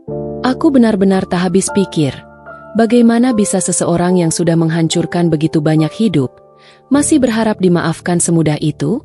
Kupeluk surat itu sejenak. Lalu kubakar pelan di atas lilin kecil yang kugunakan untuk aromaterapi. Kertas itu perlahan menjadi abu, dan bersama abu itu, aku berjanji, aku tidak akan pernah membiarkan diriku jatuh pada rayuan rasa kasihan. Aku tidak akan pernah kembali ke masa lalu. Dan jika dia ingin menebus dosanya, biarlah ia lakukan sendiri, di balik jeruji besi, sendirian. Karena aku sudah selesai menjadi istrinya. Karena aku kini sudah memilih untuk hidup sebagai diriku sendiri. Dan aku tidak pernah sesiap ini untuk menata ulang hidupku dari titik nol. Pagi itu, deretan mobil mewah yang dulu sering memenuhi halaman rumah megah milik keluarga Haryo mendadak menghilang. Pagar besi tinggi yang dulunya berdiri kokoh kini terbuka lebar. Tidak lagi dijaga satpam berseragam rapi, melainkan dijaga dua petugas dari KPK yang ditugaskan mengamankan aset negara yang disita. Rumah itu bukan lagi simbol kejayaan, melainkan saksi bisu kehancuran harga diri dan kekuasaan yang dibangun dari korupsi dan kebohongan. Aku hanya melihat dari jauh, berdiri di balik kaca mobil sambil memeluk anakku. Rasanya seperti menonton babak akhir dari sebuah sandiwara panjang. Wajah Haryo yang dulu selalu terlihat penuh percaya diri, kini tampak lusuh, kuyu, dengan jenggot tak terawat dan mata sayu saat digiring masuk ke ruang sidang. Sidang perdananya dibuka secara terbuka untuk umum, dan media nasional tumpah ruah memenuhi ruang sidang demi mendapatkan momen penting, jatuhnya sang mantan Raja Energi. Jaksa membacakan dakwaan dengan suara lantang. Ratusan miliar dana subsidi BBM yang digelapkan, markup anggaran pengadaan solar industri, dan transaksi mencurigakan yang melibatkan beberapa nama besar dalam dunia perminyakan disebutkan satu persatu. Aku menahan napas saat nama sekretaris pribadinya, Naya, juga ikut disebut sebagai kaki tangan dalam manipulasi administrasi dan diduga kuat memiliki hubungan gelap dengan Haryo selama lebih dari 2 tahun. Suara tawa sinis dari hadirin menyeruak ketika salah satu saksi memutar rekaman audio yang memperjelas hubungan mereka. Aku sendiri sudah tahu sejak lama, tapi mendengar dan melihat langsung bagaimana skandal itu dibuka secara telanjang di hadapan publik membuatku benar-benar lega. Tak ada lagi kebohongan yang harus kutelan. Tak ada lagi topeng yang harus kutanggung. Haryo hanya bisa tertunduk. Kadang menatap ke arahku yang duduk di bangku pengunjung. Namun aku sengaja mengalihkan pandangan. Aku tak ingin lagi menjadi bagian dari hidupnya. Tidak setelah semua luka, penghinaan, dan pengkhianatan yang dia beri. Yang lebih menyakitkan bagi Haryo tampaknya bukan dakwaan hukum atau penjara, tapi kenyataan bahwa semua kolega dan rekan bisnisnya mulai menjauh. Teman-temannya yang dulu selalu mengelilinginya dengan senyum palsu, kini seolah tak mengenal. Nama keluarganya tercemar. Perusahaan miliknya perlahan bangkrut dan satu persatu anak buahnya mundur. Bahkan ibunya, yang dulu sangat bangga dengan anak semata wayangnya, kini tak lagi muncul di persidangan. Entah karena malu, atau karena menolak menerima kenyataan bahwa anaknya adalah koruptor. Di rumah, aku mencoba menyusun kembali kepingan hidupku yang berserakan. Aku memutuskan untuk kembali bekerja, mengurus bisnis butik online yang dulu sempat mati karena aku terlalu sibuk menjadi istri sempurna versi Haryo. Kini aku tahu, kesempurnaan itu tidak akan pernah cukup bagi seseorang yang hatinya sudah busuk sejak awal. Anakku perlahan mulai terbiasa tanpa sosok ayah. Ia mulai kembali ceria, terutama setelah aku pindah dari rumah megah peninggalan Haryo ke rumah sederhana milik orang tuaku. Aku ingin ia tumbuh tanpa beban sejarah kelam ayahnya. Aku ingin ia hidup dalam kejujuran, bukan dalam kemewahan hasil kecurangan. Suatu malam, aku duduk di teras rumah sambil menyeruput teh hangat. Berita malam kembali menyiarkan sidang Haryo. Kali ini tentang proses penyitaan aset-aset tambahan, termasuk apartemen mewah yang dulu disembunyikannya atas nama perusahaan fiktif. Termasuk juga jam tangan mahal yang ia beri pada Naya, kini dijadikan barang bukti. Aku tersenyum tipis. Entah kenapa, di tengah semua kekacauan itu, aku merasa damai. Rasanya seperti seluruh beban yang selama ini menghimpit dadaku perlahan menghilang. Aku tidak dendam. Aku hanya merasa puas bahwa akhirnya kebenaran memang tak bisa selamanya disembunyikan. Dan karma. Karma selalu datang dengan cara paling elegan. Ayahmu sedang belajar bertanggung jawab, bisikku pada anakku malam itu, sambil mengusap rambutnya yang mulai panjang. Dan malam itu, untuk pertama kalinya sejak lama, aku bisa tertidur nyenyak tanpa mimpi buruk. Langit Jakarta sore itu tampak muram, seolah turut mengiringi kesuraman hidup Haryo yang kini telah kehilangan segalanya. Di balik jeruji besi, Haryo bukan lagi sosok penguasa meja rapat yang disegani. Ia kini hanyalah narapidana kasus korupsi kelas kakap, yang dicemooh dan dijadikan contoh buruk oleh negeri. Tapi hari itu, ada satu berita baru yang lebih menghantam harga dirinya dibanding apapun. Skandal asmaranya dengan sekretaris Pertamina, Rani, akhirnya terbongkar ke publik secara menyeluruh. Tidak lagi hanya desas-desus, tapi fakta yang dilengkapi dengan bukti kuat, rekaman, dan saksi. Aku duduk di ruang tamu rumah orang tuaku. Televisi menyala dengan volume sedang. Layar menampilkan konferensi pers terbaru dari pihak KPK. Seorang juru bicara membeberkan bukti keterlibatan Rani, sang sekretaris, dalam praktik suap menyuap, rekayasa dokumen, hingga pencucian uang untuk menutupi transaksi gelap BBM ilegal yang dilakukan Haryo. Bahkan ada transaksi hadiah berupa apartemen mewah, mobil sport, dan tiket liburan luar negeri atas nama Rani yang dananya bersumber dari rekening gelap Haryo. Aku menggeleng pelan. Terlalu banyak fakta memuakan yang selama ini kusembunyikan dari hatiku. Terlalu banyak luka yang kupendam dengan alasan menjaga martabat keluarga. Tapi kini, semuanya terbongkar dengan sendirinya. Aku tak perlu membalas Haryo dengan kekerasan. Karma lebih cerdas memainkan perannya. Rani Putri Dewi akan segera ditetapkan sebagai tersangka, ujar juru bicara KPK di layar televisi. Berdasarkan hasil penyidikan, dia memiliki peran aktif dalam membantu terdakwa Haryo Adiputra dalam menyembunyikan dana hasil korupsi sekaligus menerima gratifikasi dalam bentuk barang mewah dan fasilitas pribadi. Mataku tertuju pada potret wajah Rani yang ditampilkan di layar. Senyum manisnya dulu selalu dipamerkan di belakang meja kerja Haryo, seolah dialah sekretaris ideal. Tapi kini, wajah itu tampak lusuh saat digiring ke ruang tahanan. Rambut yang dulu ditata rapi kini kusut, alisnya yang selalu terlihat presisi dengan pensil mahal kini pudar, dan langkahnya goyah ketika kilatan kamera menyorotinya tanpa ampun. Aku hanya tersenyum kecil. Akhirnya kamu juga merasakannya, Ran. Dulu kamu pikir kamu menang, ya? Tiba-tiba ponselku bergetar. Sebuah pesan masuk dari seorang teman lama, mantan istri pejabat BUMN yang juga pernah menjadi korban perselingkuhan. Isinya hanya satu kalimat singkat. Selamat, Naila. Pembalasan paling anggun itu diam. Dan kamu berhasil. Aku tidak membalas. Tapi aku tahu, benar kata temanku. Aku tidak perlu menyentuh satu rambut pun milik mereka. Aku hanya perlu pergi, meninggalkan semuanya. Dan pada waktunya, karma menyapu mereka lebih telak dari apa yang bisa kubayangkan. Sementara itu, di dalam penjara, Haryo tidak bisa lagi menyembunyikan diri. Semua napi tahu ia bukan siapa-siapa di dalam. Ia bukan lagi pejabat Pertamina. Ia hanyalah lelaki terhina yang merusak nama baik keluarganya sendiri. Bahkan napi lain pun mengejeknya, menyebutnya bos BBM ilegal. Gimana, Mas Haryo? Tanya salah satu napi. Udah siap ditinggal Bu Rani juga? Haryo menatap dinding kosong. Sorot matanya yang dulu penuh keyakinan kini nyaris padam. Ia tahu, Rani pun akan menghancurkannya dari dalam. Keduanya sama-sama akan hancur. Tapi lebih menyakitkan baginya, karena ia kehilangan semuanya.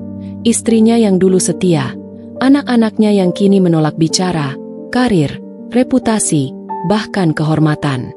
Dan hari itu, ketika surat panggilan persidangan kedua datang dengan nama Rani sebagai saksi sekaligus tersangka baru, Haryo menunduk pasrah. Tangannya bergetar saat membuka amplop dari pengacaranya. Di dalamnya juga terselip secari kertas dari Naila. "Mas, sekarang kamu bisa duduk tenang di sana. Kamu tak perlu berpura-pura lagi. Semua topengmu sudah kurobek." Aku tak marah. Aku malah bersyukur.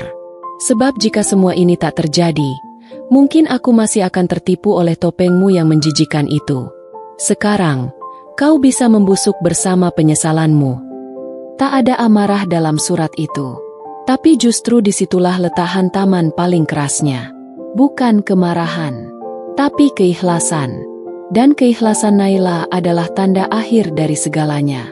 Pagi itu, udara terasa lebih pengap dari biasanya. Bukan karena cuaca, tapi karena atmosfer di ruang sidang KPK yang semakin panas. Aku duduk di antara hadirin, bersama tim kuasa hukumku dan penyidik yang selama ini membantu membuka seluruh jejak gelap Haryo. Wajah-wajah wartawan yang menyaksikan dari balik kamera, mata-mata penuh penasaran yang haus akan kenyataan, dan deretan pengacara pihak Haryo yang makin gelisah sejak dokumen bukti tambahan diserahkan oleh penyidik. Yang mulia, kami mengajukan bukti tambahan berupa rekaman komunikasi dan aliran dana mencurigakan atas nama terdakwa Haryo Wicaksono yang terhubung langsung dengan seorang sekretaris atas nama Ratih A dari lingkungan Pertamina Pusat. Ucap penyidik dengan nada datar tapi mematikan. Seluruh ruangan seperti membeku. Nama Ratih, sekretaris muda yang beberapa tahun lalu hanya sempat dibahas sebagai isu skandal, kini muncul kembali dalam bentuk nyata. Data, transaksi, dan rekaman suara. Aku menahan napas. Mataku menatap layar proyektor besar di depan. Sebuah rekaman suara diputar. "Mas, jangan lupa, transfer ke rekening aku yang di Singapura ya. Supaya aman, aku takut ketahuan kalau masih pakai yang lama." Itu suara perempuan, jelas sekali. Dan setelahnya, terdengar suara yang selama ini sulit kulupakan. Suara Haryo. "Iya. Sayang, nanti aku kirim setelah rapat direksi. Kamu tunggu aja di apartemen." Ruangan mendadak gaduh. Semua orang berseru, bisik-bisik bergema, dan para jurnalis langsung mengarahkan kamera ke arah Haryo yang terlihat membatu, pucat, dan panik. Ia menunduk, tangan mengepal, sementara pengacaranya mencoba meminta waktu untuk jeda. Seketika, Ratih pun tak bisa diam. Sejak skandal ini kembali mencuat, publik mulai menyeret-nyeret namanya. Di media sosial, tagar Ratih kembalikan uang negara dan bongkar skandal BAM menggema tanpa henti. Ia sempat menyangkal, tapi data tidak bisa dibohongi. Rekeningnya, catatan transaksi, hingga keberadaannya di luar negeri dengan dana mencurigakan telah dikantongi oleh tim penyidik. "Aku sudah bilang dari awal, Mas Haryo itu terlalu percaya sama perempuan itu," ujar salah satu komisaris Pertamina dalam wawancara eksklusif di TV. "Sekretaris bukan cuma bantu kerja, tapi malah ikut menikmati hasil korupsi. Ini harus diusut sampai tuntas." Aku hanya menatap layar itu dalam diam. Perih rasanya. Luka yang kubendung selama bertahun-tahun seolah dikorek lagi. Tapi kali ini, bukan aku yang terluka paling dalam, melainkan mereka. Semua orang yang dulu membelaku setengah hati kini mulai memihak penuh padaku. Mereka menyesali keputusan mereka percaya pada sosok Haryo yang ternyata penuh dusta dan topeng manis. Tak hanya itu, informasi dari penyidik menyebutkan bahwa Ratih bukan satu-satunya wanita yang terkait dengan aliran dana haram Haryo. Ada nama-nama lain yang mulai bermunculan.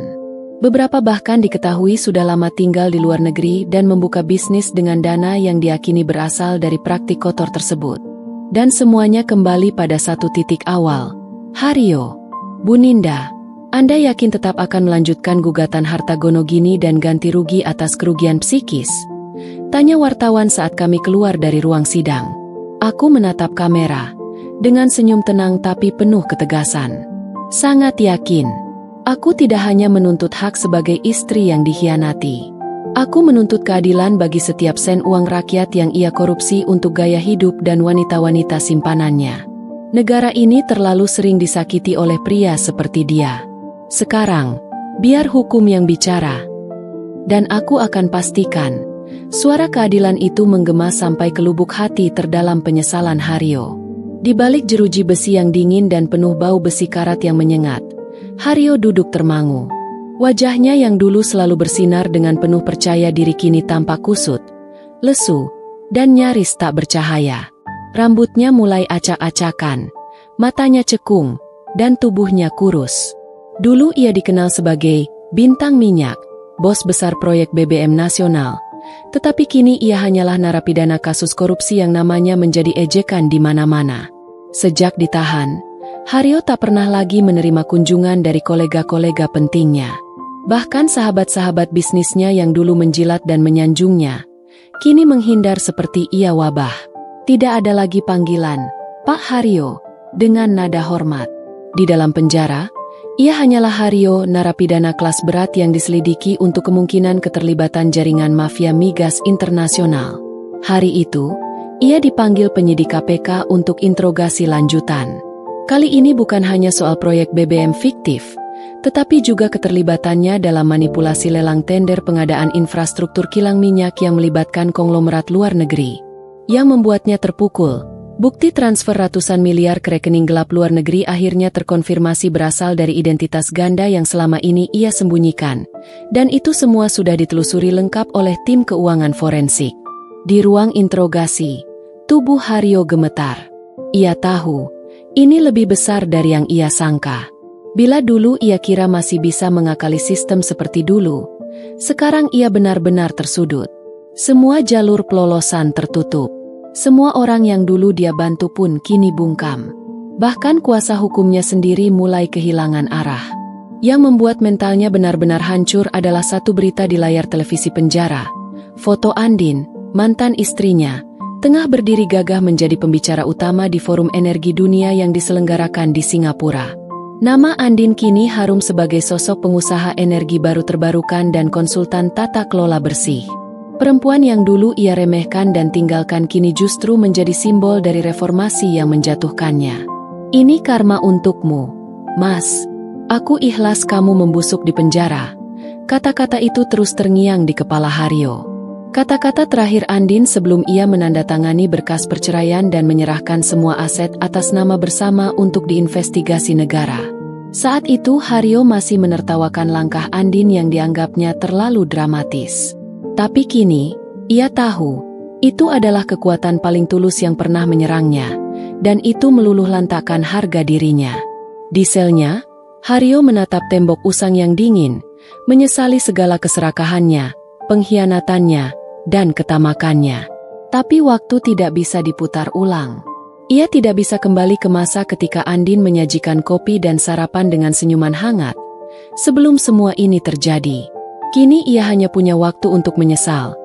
Hingga pengadilan berikutnya menentukan nasib akhir dari hidupnya yang dulu gemerlap tapi penuh kepalsuan.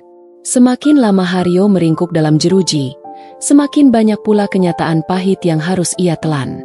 Dunia yang dulu mengelilinginya penuh kekaguman dan hormat, perlahan berubah menjadi ruang kosong penuh caci maki dan pengkhianatan.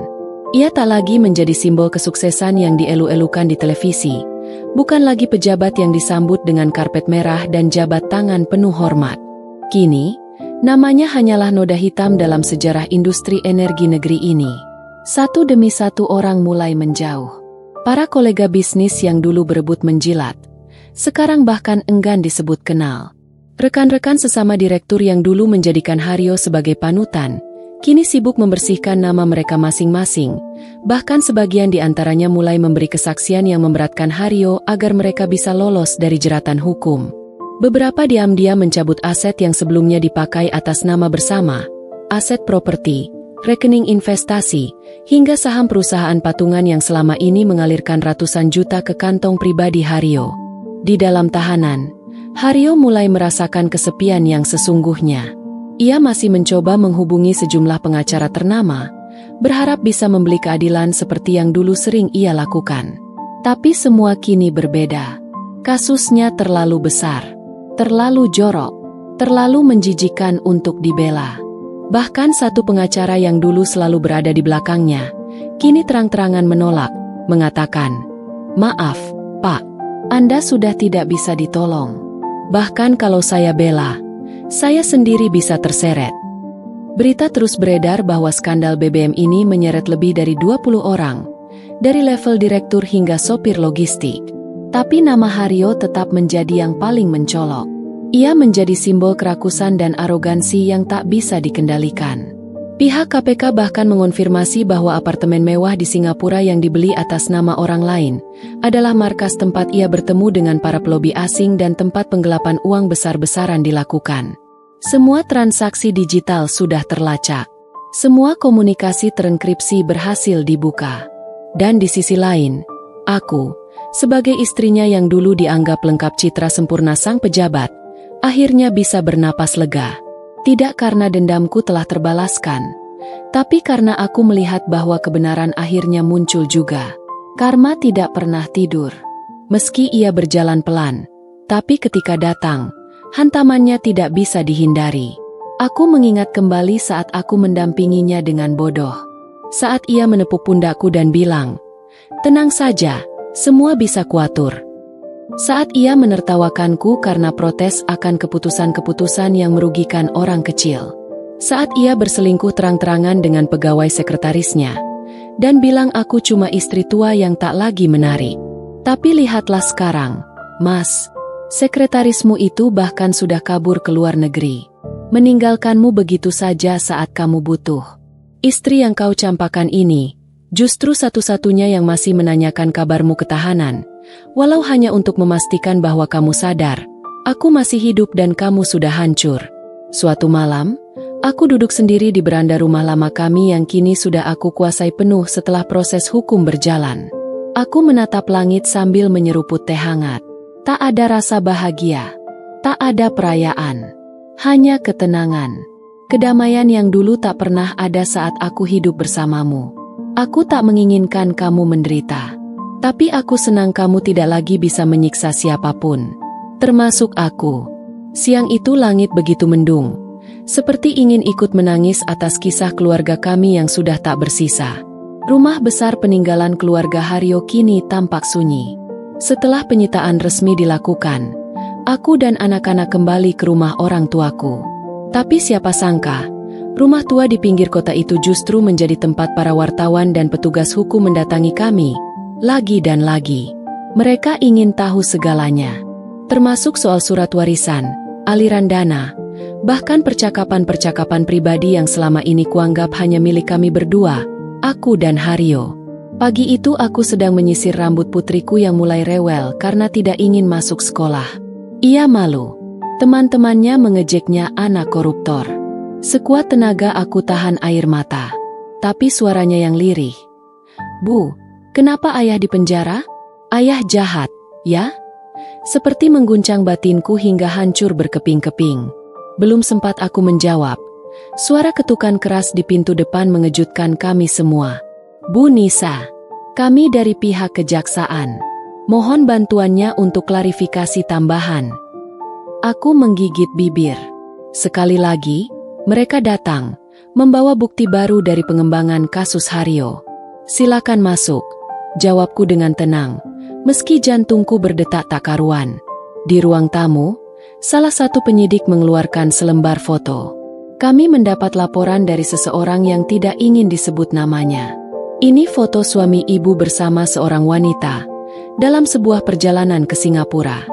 Apakah ibu mengenalnya? Tanganku bergetar. Itu foto lama. Dan wanita di sana bukan siapa-siapa, kecuali sekretaris pribadinya, Della. Mereka tampak tersenyum mesra di sebuah lobi hotel mewah. Aku mencoba menahan rasa mual yang tiba-tiba menyeruak. Sekali lagi, kebusukan Haryo terkuak sedikit demi sedikit, seperti luka yang tak pernah kering, malah makin membusuk. Foto ini diambil beberapa bulan sebelum penangkapan. Kami mencurigai bahwa keberadaan Della bukan sekadar sekretaris. Ada kemungkinan dia juga penghubung antara Haryo dan pihak luar yang memanipulasi dokumen BBM.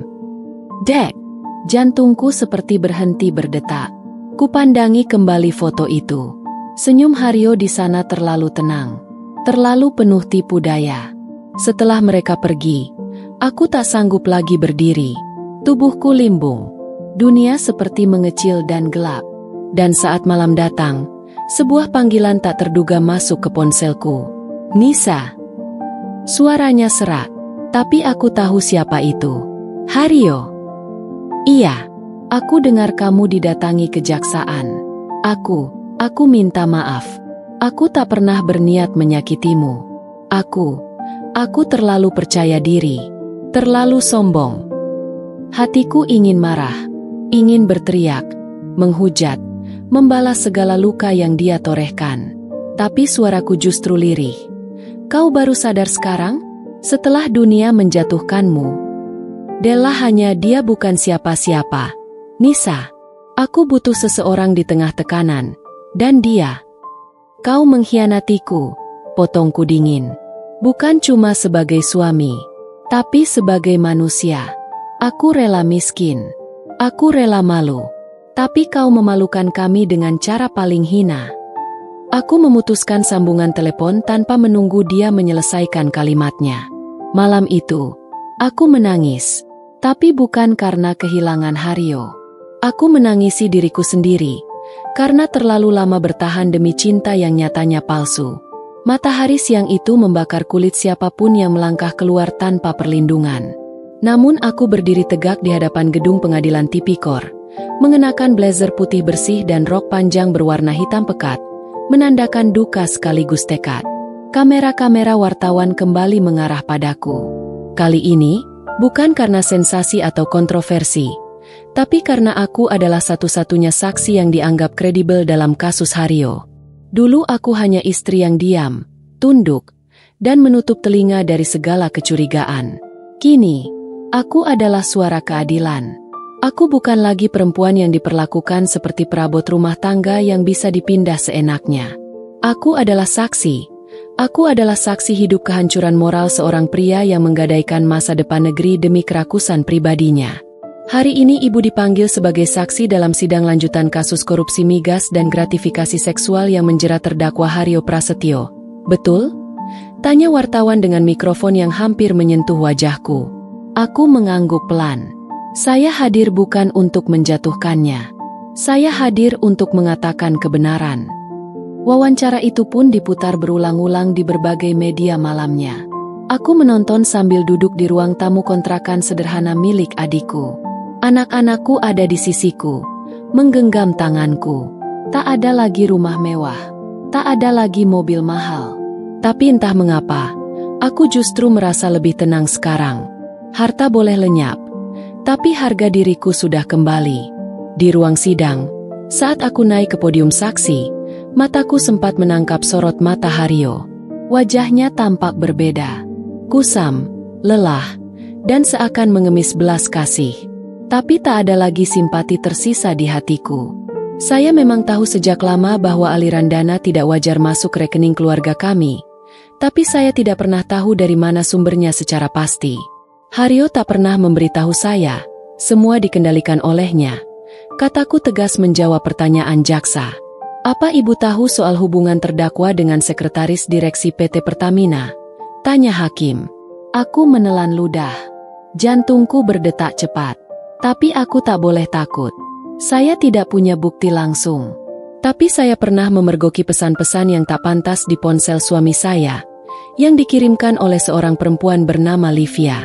Dan saya yakin, itu bukan hubungan profesional. Haryo tertunduk di kursinya. Ia menutupi wajahnya dengan kedua tangannya. Ada suara-suara kecil dari para hadirin. Bisik-bisik yang tak bisa dicegah. Sidang hari itu memakan waktu hampir 5 jam. Setelah itu, aku keluar dengan kepala tegak. Bukan karena aku ingin membalas dendam, tapi karena aku akhirnya bisa melepaskan beban yang selama ini mengekang langkahku. Di luar gedung, hujan turun perlahan. Seperti air mata langit yang menyucikan segala luka. Aku melangkah keluar tanpa payung, membiarkan hujan menyapu wajahku.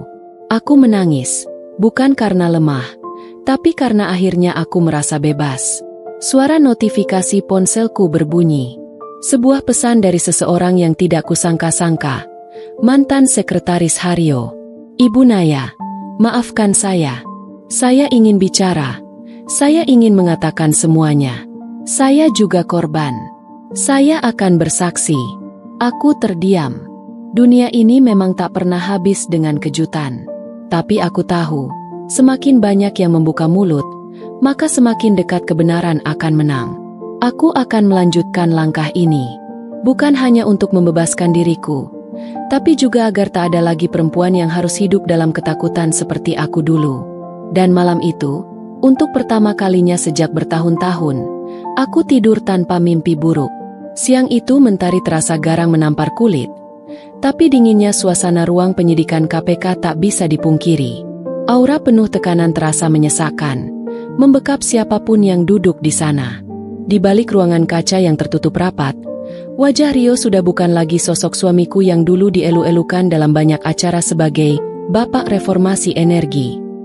Wajahnya kusut, rambutnya tak tertata, matanya sayu dan penuh ketakutan, seperti seekor serigala yang kini tak punya taring lagi. Aku duduk di luar ruang pemeriksaan, bukan sebagai istri yang datang untuk memberi dukungan, tapi sebagai saksi hidup dari karma yang sedang menjatuhkan keadilan. Aku membawa dokumen tambahan, surat-surat rumah dan aset yang selama ini disembunyikannya atas nama sekretaris simpanannya. Dokumen itu jadi bukti baru bahwa uang negara yang digelapkan tidak hanya untuk memperkaya diri, tapi juga untuk membangun hidup rahasia bersama perempuan lain. Wajah penyidik KPK tampak berubah saat membuka berkas yang kubawa. Ibu yakin semua dokumen ini valid? Tanya salah satu dari mereka. Aku mengangguk tegas. Dia mengabaikan anak-anaknya, membohongi saya selama bertahun-tahun, dan menggunakan uang haram untuk membangun kehidupan dengan perempuan yang hanya menjilat ketika punya kekuasaan, ujarku lantang. Jam demi jam berlalu, dan satu demi satu berita TV mulai mengabarkan secara besar-besaran tentang kasus Rio. Judul-judul berita menggema di seluruh sosial media. Skandal korupsi BBM pecah. Nama besar Rio Suhendra kini resmi jadi tahanan KPK. Terungkap, hubungan gelap Rio dengan sekretaris Pertamina dan dugaan gratifikasi seksual. Namanya kini bukan hanya hancur, tapi menjadi simbol aib nasional. Tak ada lagi yang menyebut Rio dengan kekaguman. Bahkan keluarganya sendiri mulai menghapus foto-foto lama mereka bersamanya dari media sosial. Ibunya jatuh sakit karena malu. Adik-adiknya menolak diwawancara wartawan. Anak-anak kami bahkan harus dipindahkan sekolah karena tekanan mental dan cemooh teman-teman. Namun yang paling menyakitkan, dan juga paling melegakan, adalah saat terakhir aku menemui Rio di tahanan. Ia menatapku dari balik jeruji besi dengan mata yang sudah tak memiliki harapan. Maafkan aku, Dira. Aku salah. Aku hanya ingin jadi orang besar. Aku menatapnya dalam diam, lalu berkata, "Kau sudah jadi orang besar, Mas. Tapi sekarang kau juga jadi contoh kehancuran besar. Aku datang bukan untuk memberi maaf.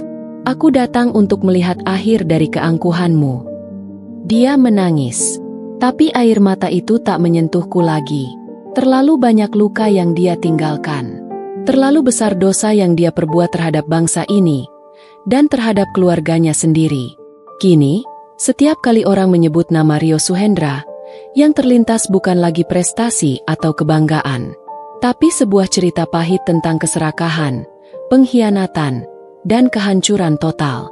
Dan bagiku, nama itu sudah mati. Nama itu tak layak lagi disebut, kecuali sebagai pelajaran untuk generasi masa depan.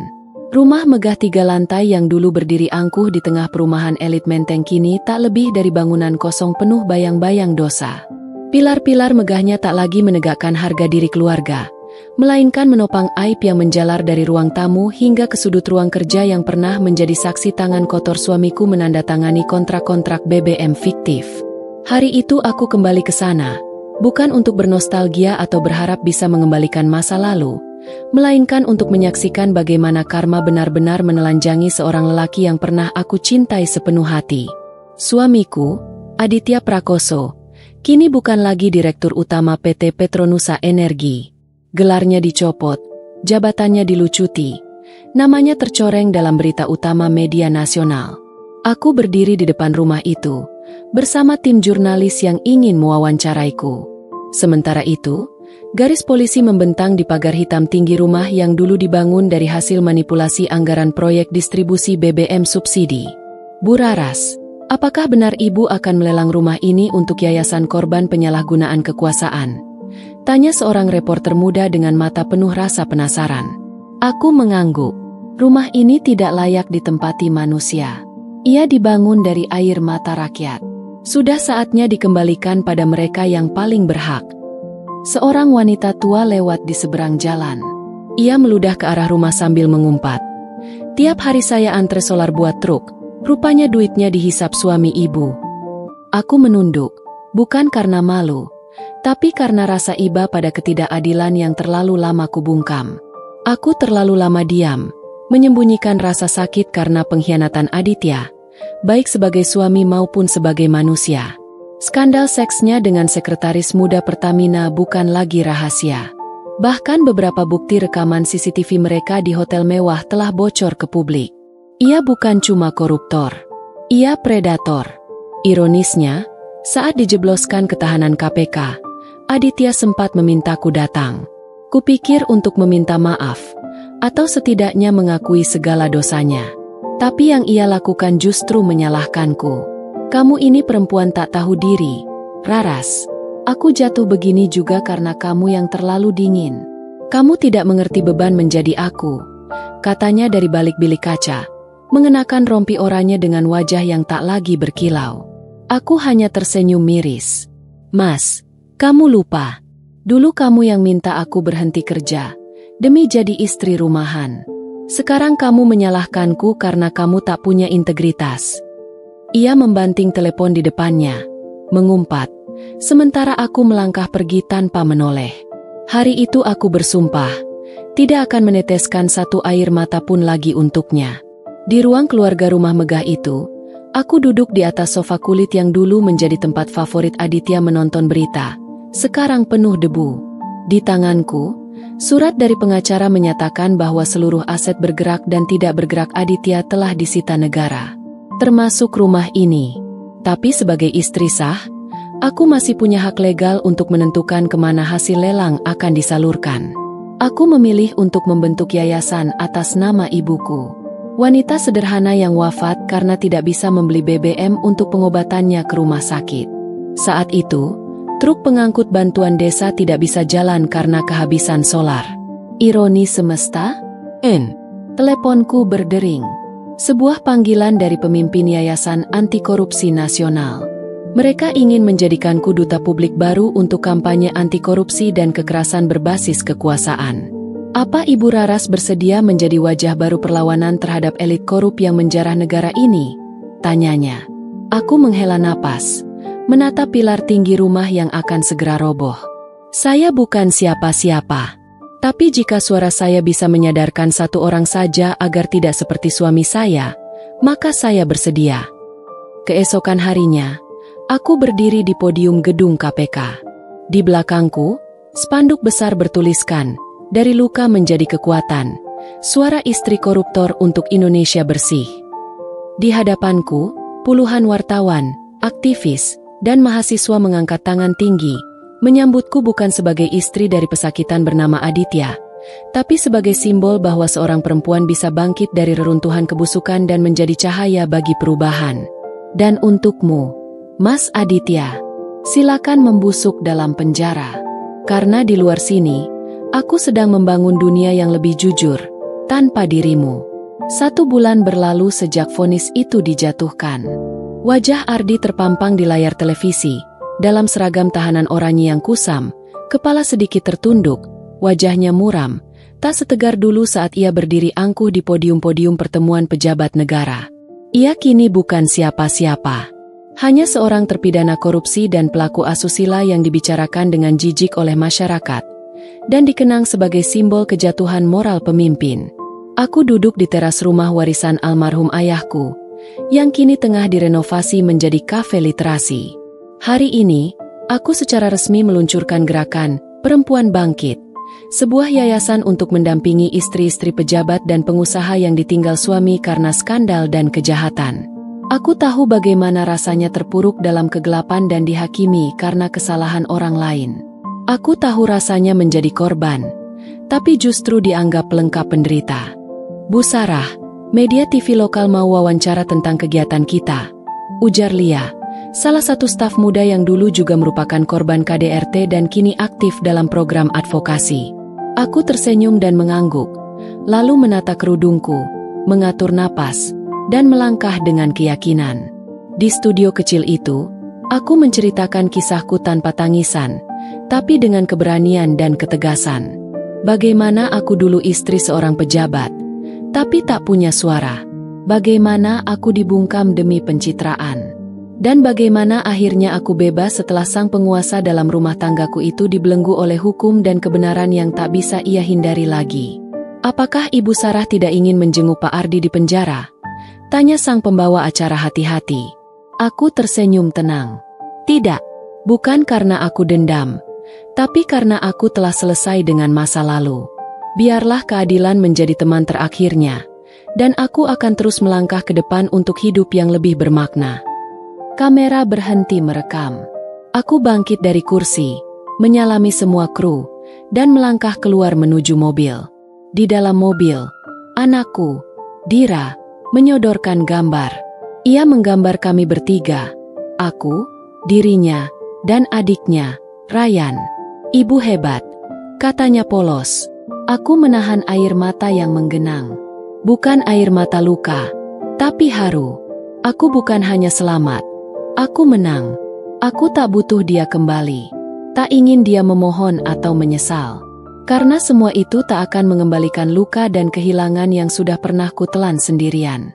Ardi mungkin kini duduk di balik jeruji besi, menunggu surat kunjungan yang tak akan pernah aku kirim.